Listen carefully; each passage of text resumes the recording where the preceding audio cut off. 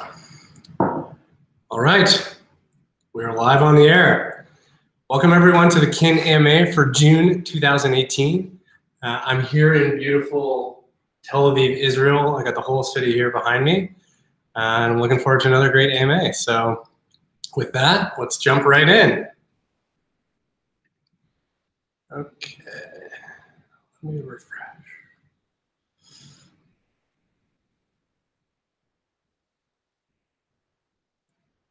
All right, Kin Fan, one of my favorites.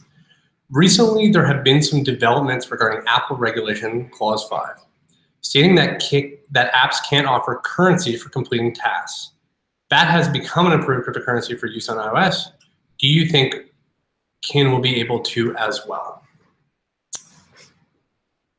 I think this is like a really important question. You know, how does Apple look at the cryptocurrency, and then more specifically, how do they look at Kin?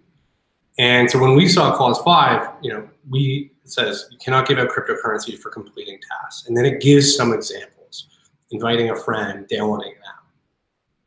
Our interpretation of that, and from our conversation so far, is that sort of a broad bucket that Apple's putting in place to stop the incentivization of sort of spammy or manipulative behavior. And we actually saw this before, these leaderboard or offer walls that were called like 5-6 years became a big thing on the App Store, and Apple came out and said you can't do that anymore. Why? Because people were basically using them to manipulate the App Store charts. And so when we read Clause 5, for us, I don't think it's a blanket thing, like nobody can give out cryptocurrency for anything forevermore. I think it's a guideline to stop spammy behavior. And so I think for us, we continue to have great conversations, continue to move it forward, but in this really new, interesting space. So I definitely think, it's going to take time with Apple. Tipping, yes, for sure, that's allowed, but in-app purchase on the far other side today, that's not allowed. And so we're working with them exactly where cryptocurrency should fall and what should be allowed with Kin or any other cryptocurrency and what should not.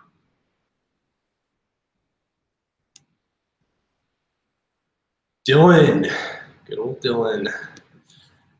How will your early partners obtain the Kin that they pay out to users? Are they being offered seed Kin at no cost, or buying over the counter from Kik, or expected to buy from a non-liquid exchange?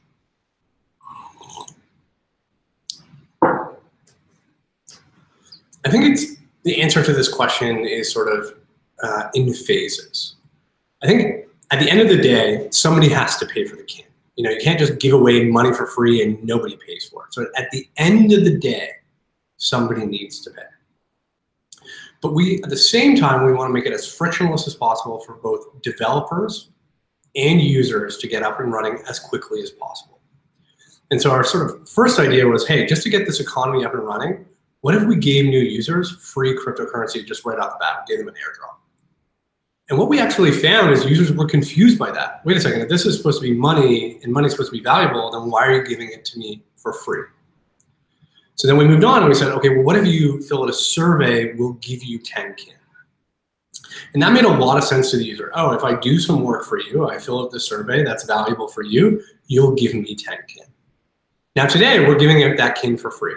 And it's our plan to give out a bunch of that Kin for the first millions of users for sure, giving them out some free Kin to get started right away at the SDK level. So hey, if you're a developer, you put this SDK in and we'll have some mechanisms to stop spammers. But assuming once you get through those mechanisms, your users right away can get some free Kin for doing, not free Kin, we call it minimum wage job Kin, for doing that first task, that first earn, to make it really easy for you, developer, and really easy for your users. Now, a lot of those initial tasks today we're not getting paid for, but we could over time. You could imagine a world where getting 1 million people to fill out your survey would be very valuable. So where today we're not making money from it, we will over time. And we think that's an important part of the overall Kin economy is, as a user right away, I can join any app in the Kin ecosystem, and there's sort of called the minimum wage jobs that I can do right away, right out of the box, such as filling out surveys, watching ads, etc. That gets me into the economy, and then from there, there's more interesting things to spend on and more interesting ways to earn. So initially, we're subsidizing it.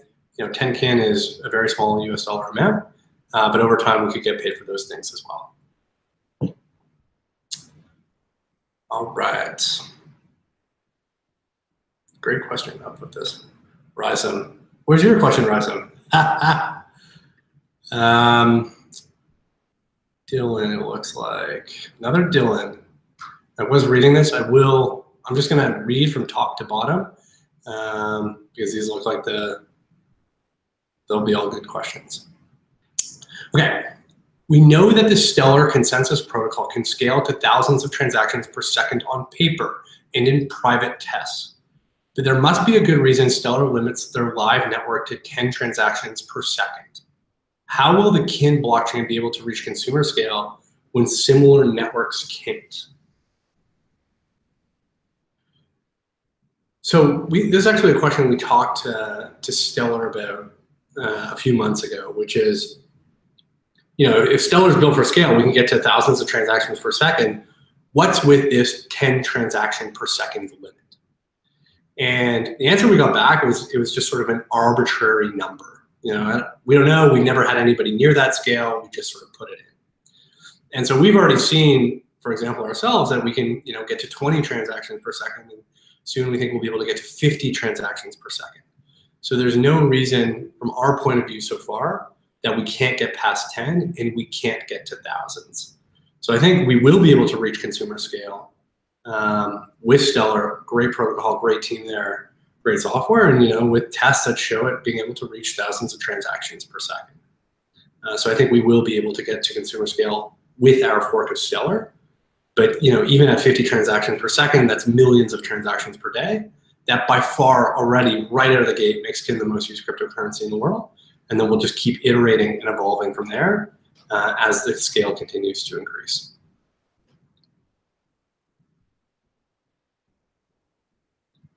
Osworld84, I have never seen your name before. Waiting for the AMA.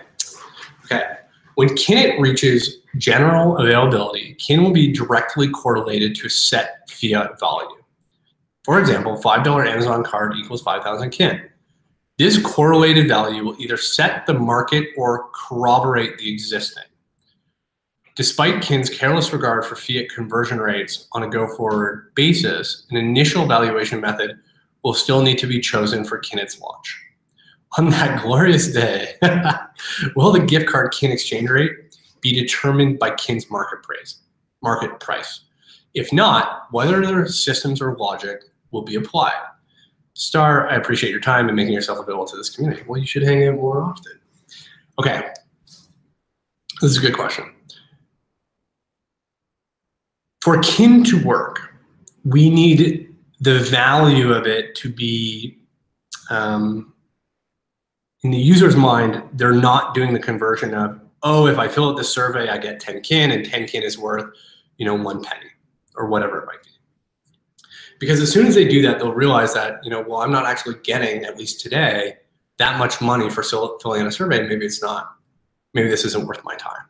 So this is what we saw with Kik Points. It's actually very important that as a user, you feel like you're getting a lot of value for these initial activities. And how do you do that? You peg that initial value to things they know. So back in the Kik Points day, for example, we said, hey, it's 100 Kik Points to get a sticker. And so the user can say, well, other places I've seen stickers available for $1, therefore 100 Kin must equal $1. And so you'll see us do something similar with gift cards. We want a user to say, oh, X number of Kin for a $5 gift card, therefore each Kin is worth Y. And that ratio will be different inside Kinit than it would be if you were to get it out on the open market. So we will be subsidizing initially the cost of those gift cards. So even though you feel like you're paying the full $5 to get it, in fact, we're subsidizing a large majority of that cost in order to set that initial value in your mind.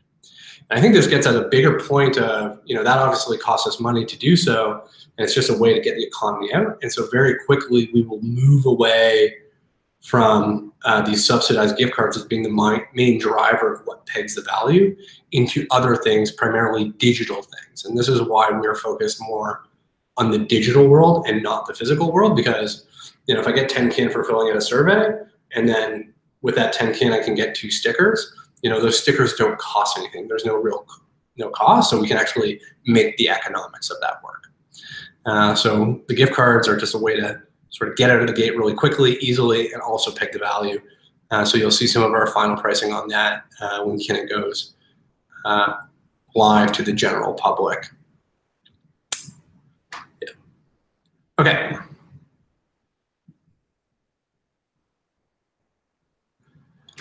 Dylan. Man, Dylan, you're posting more in here than you posted in the last week on our subreddit. Saving them all. Okay. By eliminating transaction fees, you make a blockchain much more vulnerable to spam attacks. You mentioned you've been in the anti-spam business for a decade. True, almost a decade. And I understand this might be part of your secret sauce, but what specific techniques will Kin use that improve upon existing solutions?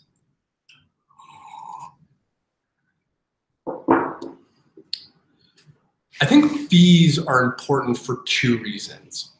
The first reason is as an incentive for developers to secure the network, to run nodes, to process transactions. And then the second reason is as an anti-spam measure, to stop people from spamming the network, because each transaction costs money, you're going to lose money.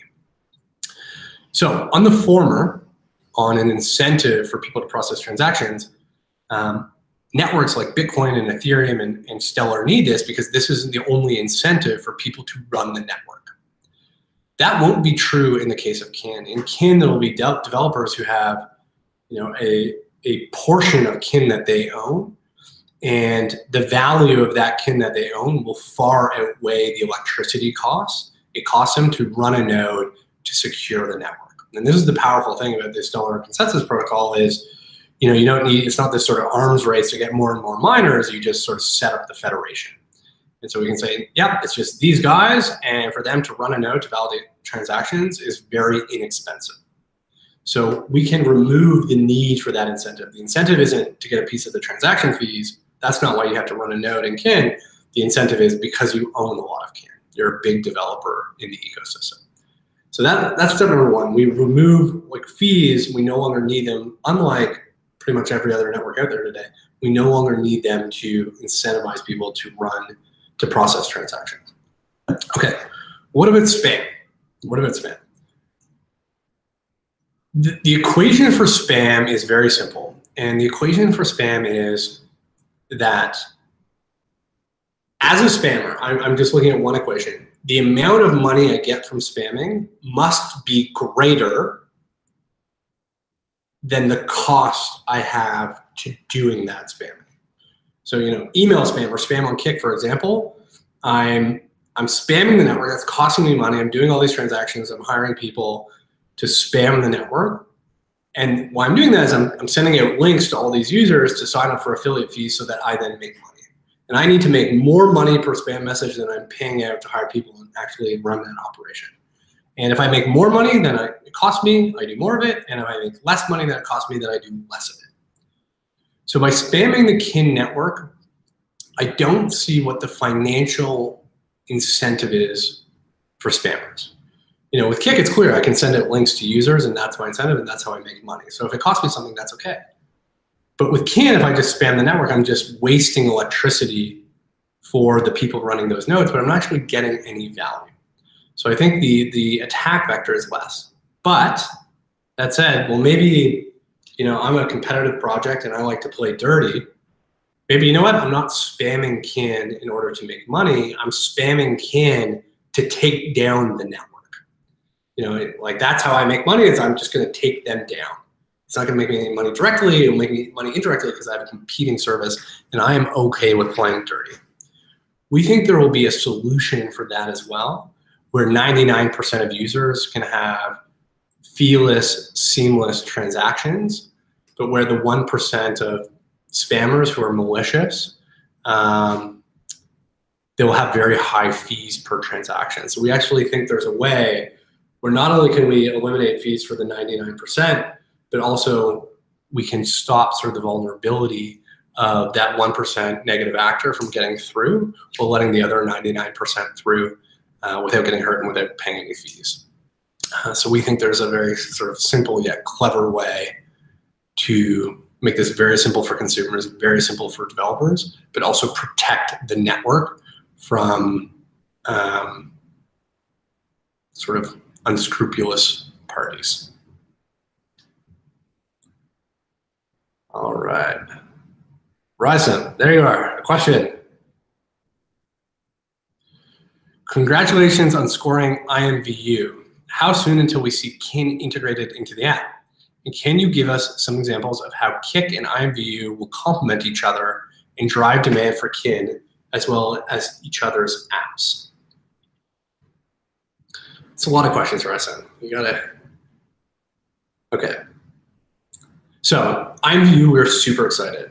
They're the largest avatar-based social network in the world, and they've already been building with virtual currencies before. And so now we'll work with Kin, with us, to build this broader economy that exists not just in Kik, but outside Kik as well. And so in terms of how soon we'll see Kin integrated into their app, you know that we don't pre-announce deadlines now because the answer is we don't know. There's a lot of things to work through. There's technical integration, there's product integration and product design, there's making sure the compliance is all on side, and there's making sure the tax is all on side. So all 4 of those pieces need to work, and then, by the way, all that needs to then get built. So it will take time. How much time? I don't know. But I do know we're going to go as fast as we possibly can. But I think what gets exciting is, what we've really learned with Kik is sort of a very simple sort of recipe for how to launch an economy inside of a consumer app. And so we'll be taking that same playbook to IMVU, saying, hey, here's the very simple step 1, 2, 3 to how to launch a new economy based on a cryptocurrency inside your app. And by the way, here's also the technology to make all that really simple, and the tax advice and the legal advice and all these different pieces to make this work. And so with them, we think we'll be able to build something really interesting.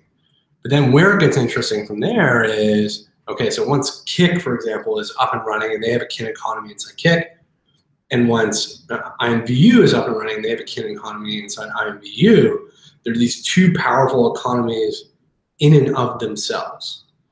But where it starts to get really powerful is when they start to reinforce each other. Hey, if you really want to do this, Kik user, you should go check out IMVU. Hey, if you really want to do this, IMVU user, you should go check out Kik.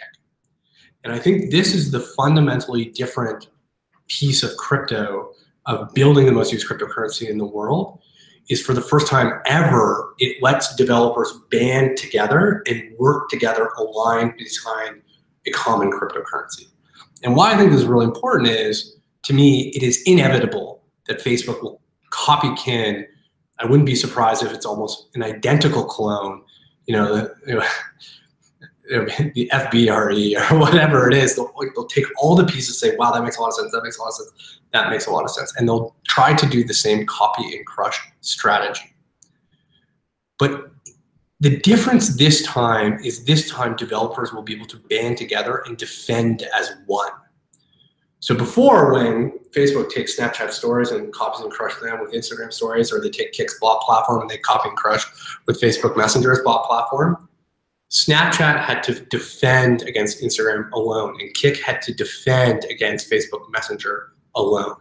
We couldn't help each other take on the monopoly.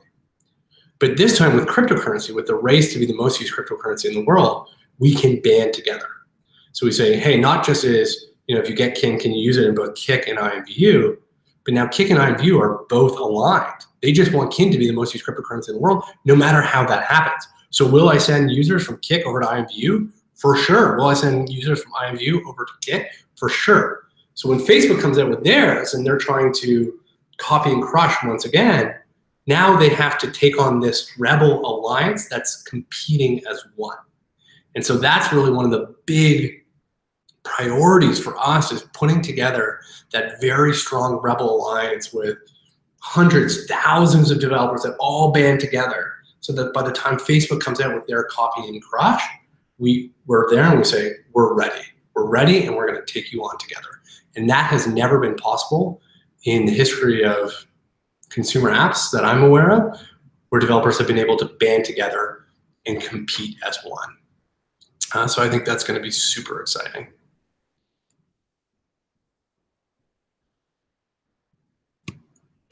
Papa, I can already tell what your question is going to be. I love you, Papa. You know that. In the last month, you and Kik were the target of some attack from crypto OGs Fluffy, the lead dev of Monero, Tone Bays, Jackson Palmer, the founder of Doge, and others expressed dev about Kin as a project and about the blockchain model Kin wants to work with, stellar fork without fees. What is your message for the community, as some members might be confused by such statements? A lot of holders are simple guys with basic understanding, and we rely on them to be here in the long run also. Building in the crypto space is like walking on wire, and the wire is the community trust.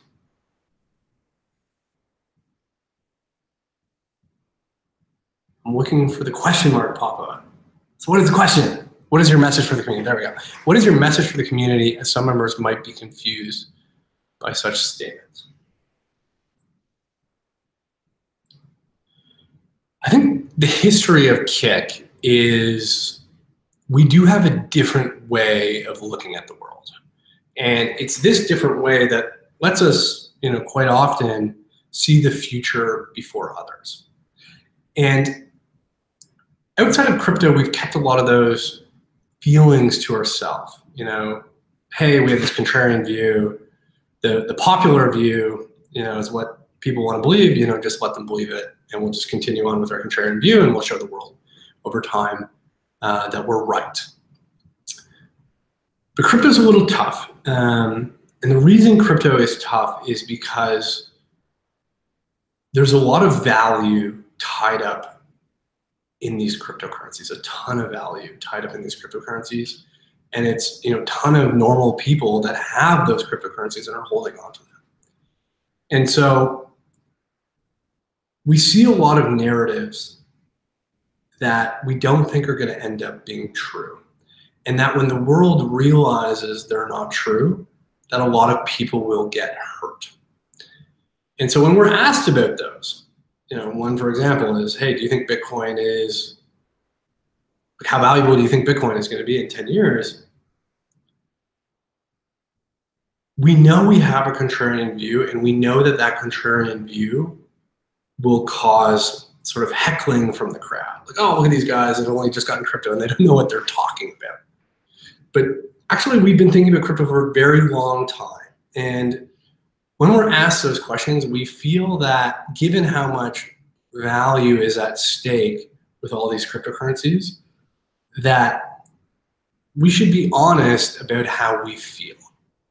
And so, for example, like in the case of Bitcoin, if you're asking me, what do I think Bitcoin is going to be worth in 10 years? I don't think it's going to be worth very much. And that, a lot of people say, like, what, how would you do that? And, I get all these attacks on Twitter and whatnot, but I'm saying what I feel is true because, in the case of Bitcoin, for example, I think there's a false narrative of, hey, Bitcoin is going to be the gold of the future. It's the store of value. So it's going to be super valuable. That could be true. I don't think it will be true. Why? Because today, a cryptocurrency could either be a store of value or a medium of exchange. But to be a medium of exchange, you actually have to get people using it. Well, there's not a single cryptocurrency out there today that has people using it. I was looking at this article that talked about, the most popular dApps in the world, and not a single one had more than 10,000, and only 2 had more than 1,000 DAU. So there's not a single cryptocurrency out there today that's actually being used by even 10,000, 100,000, millions of consumers as a medium of exchange. So the only thing you could use a cryptocurrency for today is as a store of value. Why? Because we can guarantee the scarcity of a digital asset with the blockchain. But what if there was a cryptocurrency out there that was used as a medium of exchange? Let's say there was a Bitcoin 2. And Bitcoin 1, people just use it as a digital gold. But Bitcoin 2, people use that as the main way they facilitate the exchange of value in their daily lives. They buy their coffee with Bitcoin 2, and they buy their cars with Bitcoin 2, and they buy things in apps with Bitcoin 2, and everything in their life is powered by Bitcoin 2. are you trying to tell me at that point that people would still want Bitcoin 1 as their store of value when everything they want to buy is priced in Bitcoin 2? No. If Bitcoin 2 was the medium of exchange, then it would also by default come the store of value. So, and I think when the world realizes that, there'll be this all of a sudden this massive correction into the price of Bitcoin. That's my opinion. That's our feeling. And we feel that given how much money is tied up in these things, if that's our feeling, we should share that. And we share that knowing that it's a contrarian perspective that will attract a lot of negative attention in the short term. But, we think in the long term that by sharing those perspectives, being honest and sort of showing this track record of having contrarian views and then being correct, that will build trust in us and in our credibility over time. So that's why we do it. 4 minutes left. Hi, Ted. How close are we to the secret sauce, and in which stage you guys will reveal it?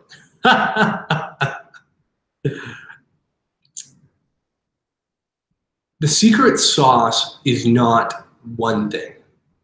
The secret sauce is a series of things.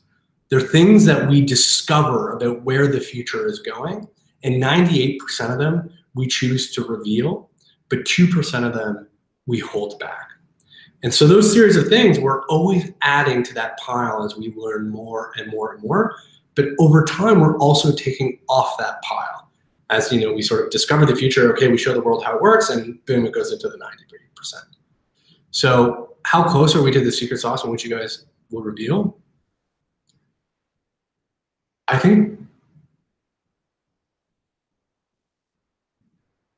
there's a lot, like the reason I love this community, just going through these questions is like, people really understand what we're trying to do. And so how close are you guys to the 2%? You're close. You're close. And I actually think if we sat down in a room, we do this privately, and we weren't worried about the evil empire out there, that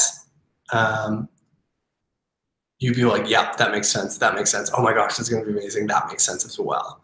But it's this idea that we're in this competitive race, and we've been sort of early and right about a lot of things, and sort of posted those very publicly, gave away not 98%, but 99, 100%, just to be copied and crushed. And so this time we're holding 2% back. As we discover, we're saying, is this one of those secret sauces that we should hold back for weeks, months, years, to give us that extra bit of lead time for when the evil empire, ultimately chooses to come in and try to copy and crush us. Okay, I think this is going to be the last one. With the recent discussions between the Kin and Kik teams at Tel Aviv, can you share with us a firm roadmap of timelines, launches, and important milestones? The answer to this is no. Why?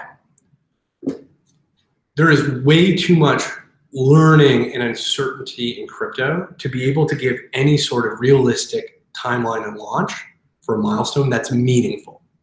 If you want me to give you unmeaningful milestones and the timelines around those, I could probably do that. But when there are big things like having a scalable blockchain, launching Kin inside Kik to make Kin hopefully the most used cryptocurrency in the world, rapidly expanding the ecosystem beyond Kik, when it comes to those things, there are so many unknowns that it's impossible to give a firm timeline for when that will happen.